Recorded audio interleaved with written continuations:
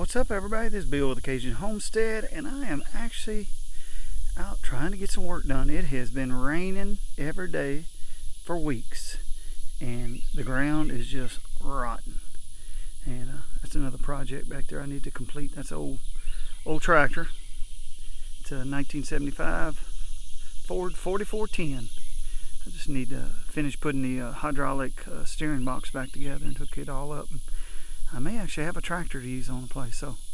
But what I'm fixing to show you is another piece of equipment I just picked up. A friend of mine called me and said, "Hey, going to look at some stuff. If you want to ride with me, come take a ride. We'll see what we can find." So I did, and this is what came home with me. This is the newest on the Homestead, and let me show y'all. Of course, most of y'all already know what it is just by the way it looks.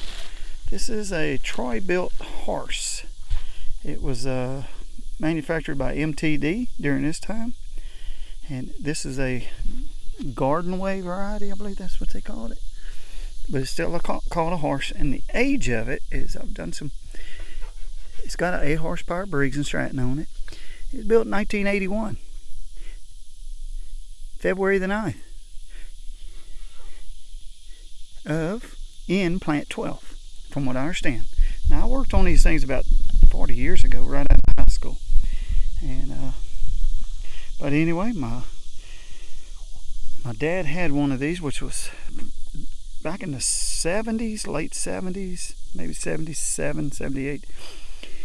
Was doing some truck farming. We always had a garden, but he had got into some bigger production, and he wanted a bigger tiller. So he purchased one of these. He did sell it later on when he got out of the market gardening.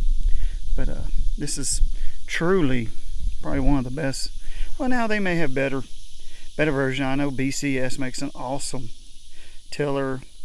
There's some Gravely's out there, and there's some other machines out there that are just awesome. I mean, if you want to see some really cool machines, you can look at some videos from overseas in Asia, I believe, maybe the Middle East. They built some pretty awesome equipment over there, and used for small farmers. So that's just my thoughts. But anyway, it does have compression. I mean, as being cold it is, and also it's a IC series engine. That actually means it's got extra. It's built a little bit better than your normal whatever variety, homeowner's variety. This has got bearings in it. It's got a steel sleeve where the piston goes, and that's the other thing. When I haven't run this thing yet, so I don't know what the compression's going to become. I'll do a compression check when it's cold, and then I'll check the compression when it's hot. A lot of times the rings on the piston, they could actually do what's called collapse. Once they get hot, they get weaker. And just curious, I'll dig into it. It is in actually pretty good condition. Besides the tires being flat, the carburetor is actually not froze up. All the choke and the throttle base actually all work. And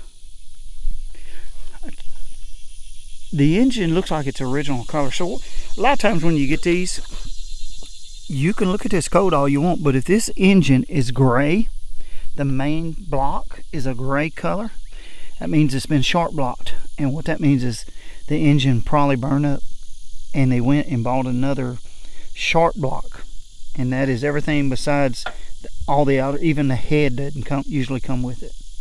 Now, that was what we did 40 years ago. Now you can buy a complete engine, and a lot of people replace these with a Harbor Freight Predator engine.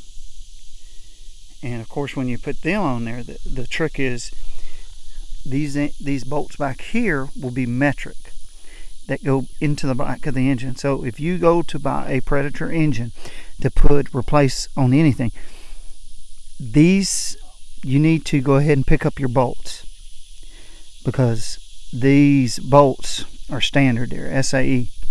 So that's just a tip. But anyway, I was able to read the code, and the engine is still red, so there's a very good chance that it's as old as a tiller. And this is from what I've studied a little bit, this is a late 70s, early 80s model of this Troy built. So, but that's it for right now. It's really too wet for me to do anything with this thing, but to work on it. So that's a real quick video of something a friend of mine called me and said, hey, I'm going junking. A lady called and said, hey, she had some stuff to get rid of. And while he was looking at stuff in the house, the husband, took me out to the barn and was showing me some of the stuff that was out there. And I spotted this, asked him what they would take for it. He asked her because it did belong to her dad. And she gave me a price, which I kind of thought was kind of cheap. And I explained to her, the thing was worth a little bit more than what she was asking. But I convinced her to take some more money. I just felt bad. I didn't want to feel like taking advantage of the lady. So I was able to pay the price I actually wanted to pay. It was a little more than what she expected. So I'm happy with it. So that's it for right now. And when I continue on this in a couple of days, or maybe later today, because we're getting some more rain again today. It has rained for the last couple months. So till I continue. Alright, I got another little project right here. What this is a water faucet that has been on the corner in the yard out here.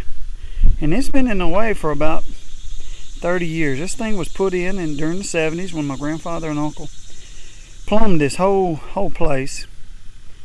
And it's been in the way. They used to drive and park in a different place than we are now. And so this faucet, which it had that old car rim around it, and then it was insulated, and then it had a bucket around it full of straw. Been like that for 30, 40 years, maybe, probably longer than that. Never froze. And what I'm going to do is I'm going down there, come up about 2-3 inches, cut it, put a cap on it, then I'm going to put some bricks around it, lay a flat little piece of concrete around it, because we will be driving over it. And I don't want to break it off. It will be soft there out there for probably a couple of years. And we're going to end up building a big awning out here, like a place to park our vehicles in front of the house. So, but I'm going to continue on. Little project for today. Alright, what I did was I actually took the purple primer, put on there, and my cap. And what I'm fixing to do is put some PVC glue on it. Well, after I cut it. I'm going to cut it. Hopefully it won't fill up with water. I got a hose on the other side of the house. I turned my water off to the property. Hooked the hose to one faucet. And I turned it on and then opened this up. Give it some air. So it'll actually suck this water all the way down. Should. We're fixing to find out. Be right back. Weekend's almost over, and I actually finished a little plumbing job I was doing and smoothed it out. Looks pretty good. What I'm into now is out here is my what I call the laydown yard. This was pretty well clean prior to the 2 hurricanes we had, and now you can actually see the some of the oak trees that have fallen over a lot of this stuff and allowed it to become overgrown. So what I am doing is out here, I got my actually I left it up at the house. I'm going to go back and get it. My DeWalt battery powered Sawzall, and I'm just cutting around here. Out here is about all the fencing materials I need to fence off my whole 9 acres, which is about 8 rows of goat fencing, 22 rows of barbed wire, 410 T-posts, and assortment of other stuff, and some regular fence posts for support every 100 feet. So that's what I am working towards. I'm trying to get to it, and plus I have some sawmill parts out here. I have a sawmill that I work on occasionally, and I have another one out here somewhere. Actually, I know where it's at. I just need to get to it and cut the trees off of it. So, okay, it's actually starting to sprinkle. I have a thunderstorm coming, And I'm gonna climb up on top of this up here. And I did find my 8 rows of goat fencing. That's not all of it, I think, but there's like 22 rows of barbed wire. And you can see on that sheet metal it's starting to sprinkle. And right there is 410 T-posts that have never been in the ground. Well, they're kind of a mixture. I have been collecting old T-posts. And this is what I'm looking at. There's a couple other items out in here, the parts of a sawmill. And if you look way over there, that's where I'm headed. I've got to get all this cut out. And a lot of my horse-drawn equipment's up inside there. Got a couple old David Bradleys. There's my haymaking equipment right there. That's a claw for a barn trolley system. Next to it is part of my windmill. It's just all out in here. That storm didn't do me no good. And actually there's a oak tree that I'll be cutting up for firewood. So, and here's my pile of brush I made. So if you like this video, I'd appreciate if you would hit the like button, hit the subscribe button, and hit the bell notification so the next time I post, you'll get a notification. So y'all have a great day. This is Bill with the Cajun Homestead, and I do appreciate y'all watching. Have a great weekend.